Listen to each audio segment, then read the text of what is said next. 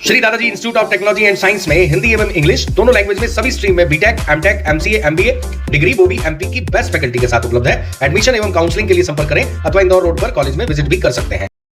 मध्य प्रदेश के खंडवा में एक ही रात में इतना पानी गिरा कि स्पेशली मानधाता और दूसरी विधानसभा के कुछ गांवों में भारी नुकसान हुआ है। मानधाता क्षेत्र में काफ़ी नुकसान हुआ है, धनगांव थाना क्षेत्र में काफ़ी नुकसान हुआ है। आज खंडवा कलेक्टर अनूप कुमार सिंह, एसपी विवेक सिंह भी ग्राउंड जीरो पर गए थे। मौके की उन्होंने वास्तविकता देखी थी और उसके पश्चात शासन को रिपोर्ट भेजने की बात भी कही थी। इस संबंध में कांग्रेस, बीजेपी यानी मानधाता विधायक, मानधाता के कांग्रेस नेता, एसडीएम और किसान, हम आपको सबकी बात सुनवाते हैं एक एक करके कि वास्तव में मानधाता क्षेत्र में बारिश ने कितना नुकसान किया है और शासन प्रशासन इसको लेके कितना गंभीर है, विपक्ष क्या चाहता है, किसान सरकार से क्या चाहता है, सबकी बात सुनवाते हैं।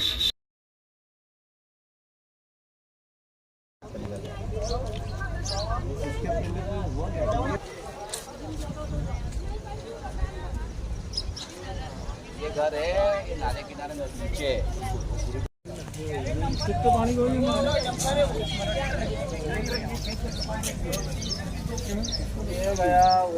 भाई साहब, लगभग कितने बजे ये पानी आया और क्या किस प्रकार आप लोग परेशान हुए रात में? ये रात के 3 बजे की घटना है।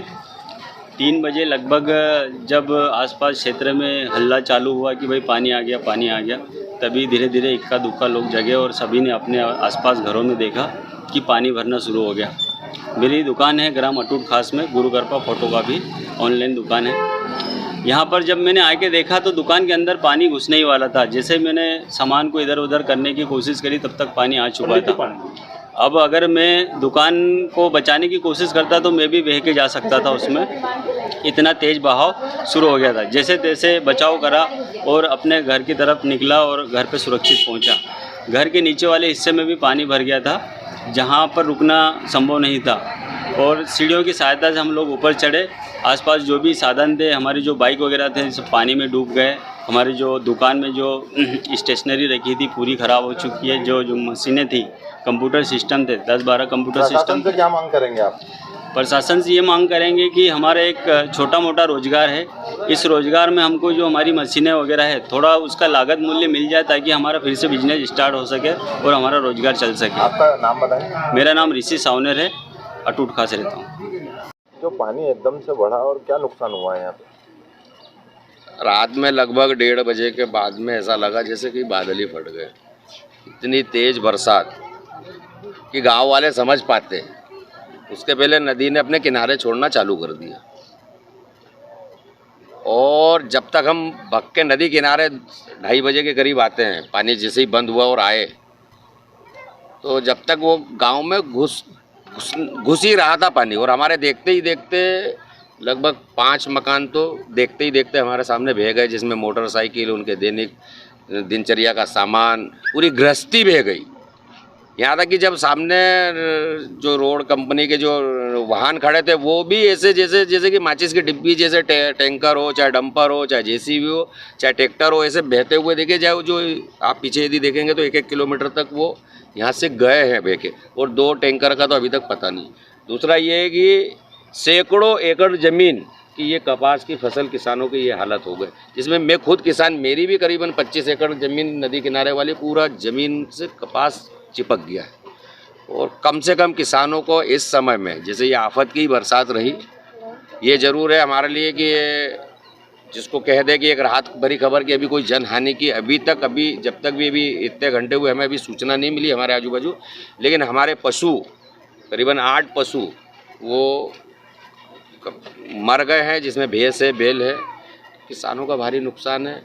और एक सबसे बड़ी बात है कि अभी कितना टाइम हो रहा है, 11 बज रहे, कितने बज रहे, 10:30 बज रहे हैं। 2:30 बजे प्रशासन को, 3 बजे प्रशासन को खबर दे दी, लेकिन केवल पुलिस जवान और एक एएसआई के अलावा प्रशासनिक अधिकारी, न अमला, पटवारी के अलावा, बेचारे पटवारी जी जरूर मुझे दिखे, उसके अलावा कोई सक्षम अधिकारी, तहसीलदार है, चाहे एसडीएम है, चाहे कलेक्टर साहब है, चाहे कोई अभी तक मौके पे नहीं आया है।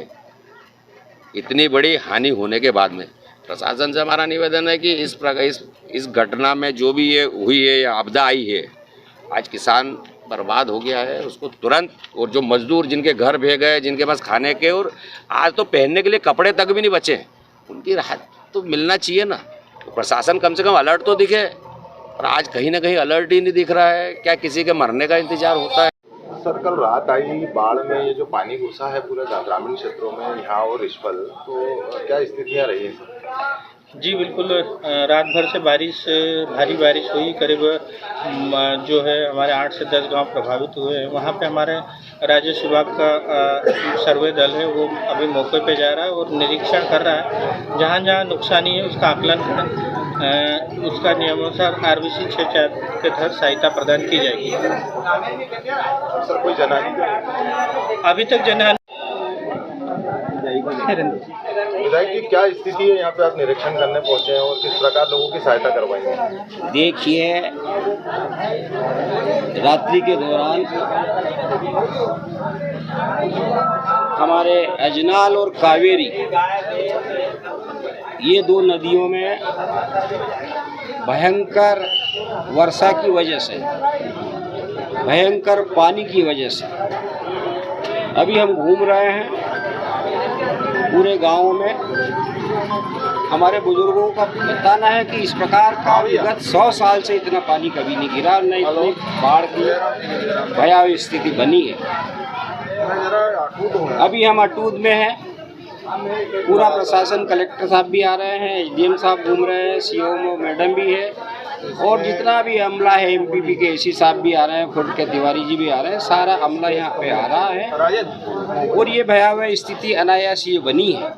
रात को भी जैसे ही कलेक्टर साहब से बात हुई, सबसे पहले तो ओंकारेश्वर के गेट खुलाने की व्यवस्था प्रशासन की ओर से, हमारे सोलंकी जी, SDM साहब, मैंने अपने, हमारे जनप्रतिनिधि संजू भाई ने, सारे लोगों ने कलेक्टर साहब से संपर्क किया और उनने सीधा जबलपुर बात कर गेट खुलवाने का पहला प्राथमिक पे काम किया। और उसके बाद हम लोग सुबह से घूम रहे हैं और पूरे जिले का अमला यहाँ लग गया, आने वाला है, कुछ आ गए हैं, और पूरा प्रशासन, रेवेन्यू विभाग का पूरा प्रशासन, जनपद का पूरा प्रशासन और MP के जितने भी विभाग डिपार्टमेंट के सारे यहाँ पे अमले के साथ आ गए हैं। और अभी सोलंकी जी ने निर्देश कर दिया, पूरे तहसील के सारे पटवारी लोग इन गाँवों में, 10 से 15 गाँवों का बड़ा नुकसान हुआ, जहाँ खड़े हम अटूट, बहुत बड़ा नुकसान हुआ है। इसमें आकलन किया जाएगा, सर्वे किया जाएगा, और ये अभियान आज नहीं तो कल, कल नहीं तो परसों, 2-3 दिन तक एक एक परिवार का, एक एक घर का सर्वे होगा जो नुकसान हुए हैं। अभी हमने तात्कालिक ये स्थिति बनी कि भोजन की व्यवस्था, पानी की व्यवस्था, पीने के पानी तक की व्यवस्था नहीं है। अभी हमारे क्षेत्र से, पंचायतों से टैंकर आ रहे हैं शुद्ध पानी लेकर बाहर से। भोजन के लिए अभी कलेक्टर साहब से बात हुई, SDM साहब और पूरा अमला लगा है, उसमें भोजन की व्यवस्था भी है बड़े पैमाने पर। जो परिवार प्रभावित हुए हैं उनके लिए तात्कालिक भोजन और पानी की व्यवस्था, और उसके बाद पूरी नुकसानी का आकलन होगा। नुकसानी के आकलन के बाद उन्हें शासन की ओर से जो मापदंड है उसके अनुसार जिसकी जैसी नुकसानी है उस मान से उनको राशि का भुगतान किया जाएगा। और ये मैसेज हमारे प्रदेश के मुख्यमंत्री शिवराज सिंह जी के पास भी चला गया है और वो भी पूरी तरह संज्ञान में है। और ये भयावह स्थिति अनायास बनी है, क्या है, एक प्रकोप है, प्राकृतिक प्रकोप ही मैं कहूँगा कि ये प्राकृतिक प्रकोप की वजह से ये स्थिति बनी है। और हमारे जितने भी जनप्रतिनिधि है, स्थानीय लोग इस बाढ़ग्रस्त क्षेत्र में घूम रहे हैं और सबका नुकसानी का आकलन कराने की जवाबदारी हमारे तमाम क्षेत्र के हमारे साथियों की भी है, प्रशासन की भी है। और जितना नुकसान हुआ है निश्चित उन्हें जी हाँ, प्रकृति का ऋण चुकाएं, एक पौधा जरूर लगाएं। अब अपने घर, आंगन, छत, बालकनी, पोर्च को पौधों से सजाएं। अब समस्त प्रकार के पौधों के लिए संपर्क करें श्री दादाजी ग्रीन नर्सरी, मोंदी रोड, सोहनी गोडाउन के पास, साथ ही क्रोमा शोरूम के पास, पदम नगर, इंदौर रोड, खंडवा। अधिक जानकारी के लिए संपर्क करें।